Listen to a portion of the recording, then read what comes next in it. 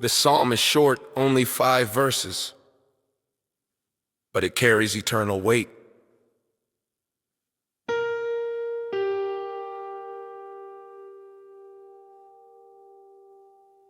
David begins with a question. Lord, who may dwell in your sacred tent? Who may live on your holy mountain? This is not a casual question.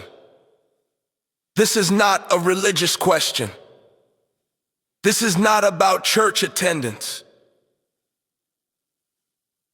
This is a question about intimacy with God. David is asking, who is qualified to live in the presence of a holy God? The sacred tent refers to the tabernacle, the place where God's presence dwelt among Israel. The holy mountain points to Mount Zion, symbolic of God's throne and holiness. David understood something we must recover in our generation. God is holy.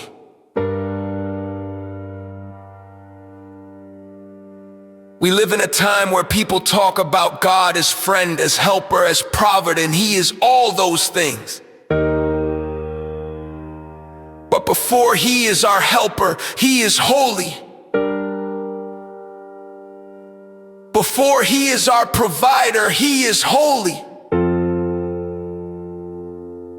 Before He is our comforter, He is holy.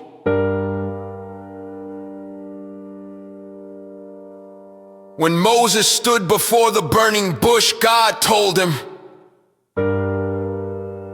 "Take off your sandals, for the place where you stand is holy ground." When Isaiah saw the Lord in the temple, he did not shout for joy. He cried, "Woe is me! I am undone."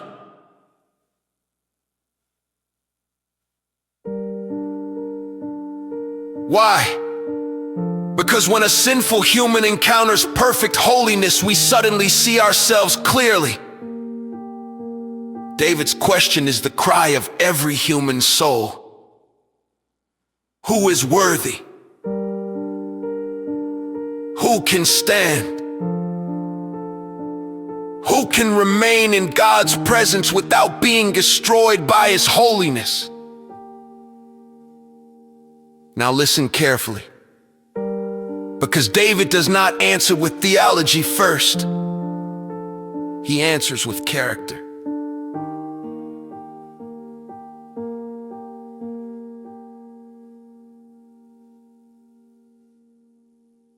The one whose walk is blameless, who does what is righteous, who speaks the truth from their heart. Notice something powerful here. David begins with the walk. Your walk represents your daily lifestyle. To walk blamelessly does not mean to be sinless. It means to live with integrity. It means your life is consistent. You are not one person in church and another person at home. You are not one person online and another person in private. Integrity means the same person everywhere. God is not impressed by performance.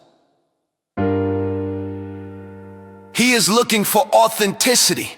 The second qualification does what is righteous. Righteousness is not only belief, it is behavior. It is choosing honesty when lying would be easier. It is choosing purity when temptation is available.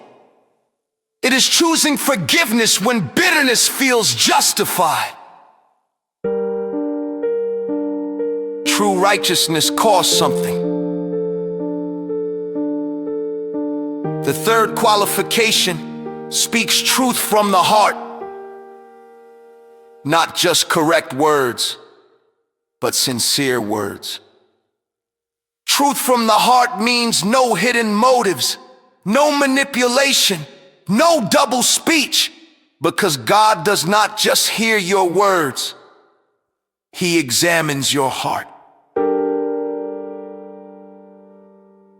Then verse 3 focuses on the tongue.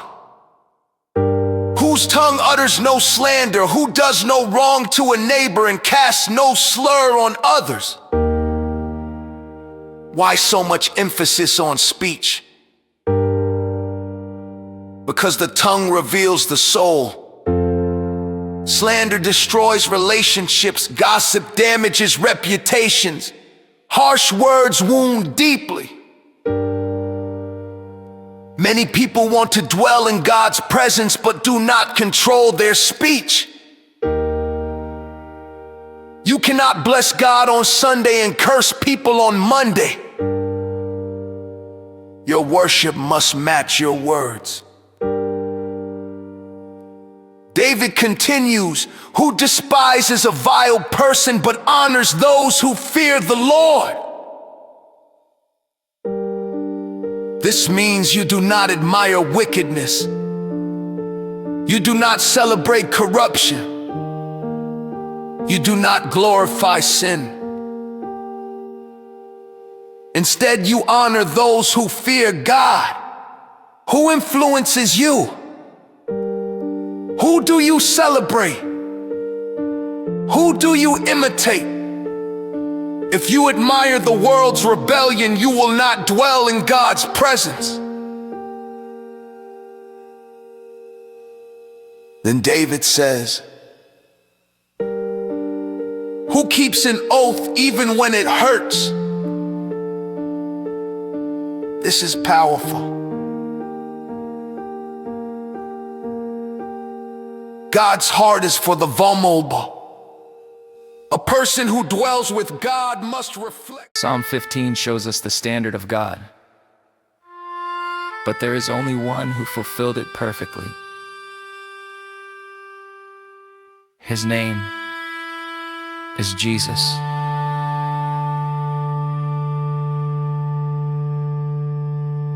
Jesus Christ walked blamelessly.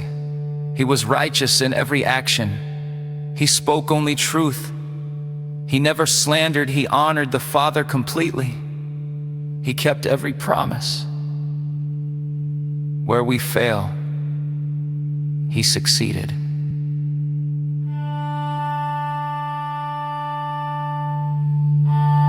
This psalm ultimately points to Him.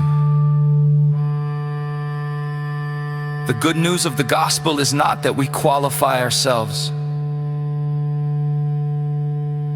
It is that Christ qualifies us. Through faith in Him, we are declared righteous. But here is the important truth. Grace does not excuse sin, it transforms us. When Christ lives in you, your character begins to change. You begin to walk differently, speak differently, treat people differently. You do not pursue holiness to earn God's love. You pursue holiness because you have received God's love. Psalm 15 describes the lifestyle of someone who truly knows God. So let me ask, do your private actions reflect public worship? Does your speech build others up? Do you honor your commitments? Do you care for the vulnerable? Are you free from corruption? If not, do not despair. The same Spirit that raised Christ from the dead is able to transform you. God is not looking for perfection overnight. He is looking for surrendered hearts, A surrendered heart says, Lord, shape my character, purify my speech, strengthen my integrity, make me trustworthy. And when that transformation begins, something beautiful happens. You begin to experience God's presence more deeply, because sin distances us from intimacy, but righteousness draws us closer. David ends with this promise: he who does these things will never be shaken. That does not mean storms will not come. It means storms will not destroy you. When your foundation is righteousness through Christ, your life stands firm. In a world of instability, God offers stability. In a world of compromise, God calls for integrity. In a world of deception, God calls for truth. Psalm 15 is not simply a checklist. It is a mirror. It shows us what God desires. It reveals where we fall short, and it directs us to Christ. So today, choose integrity, choose righteousness, choose truth. Not to impress people, but to dwell in the presence of the Lord. Because there is no greater blessing than living close to God. And whoever lives this way will never be shaken.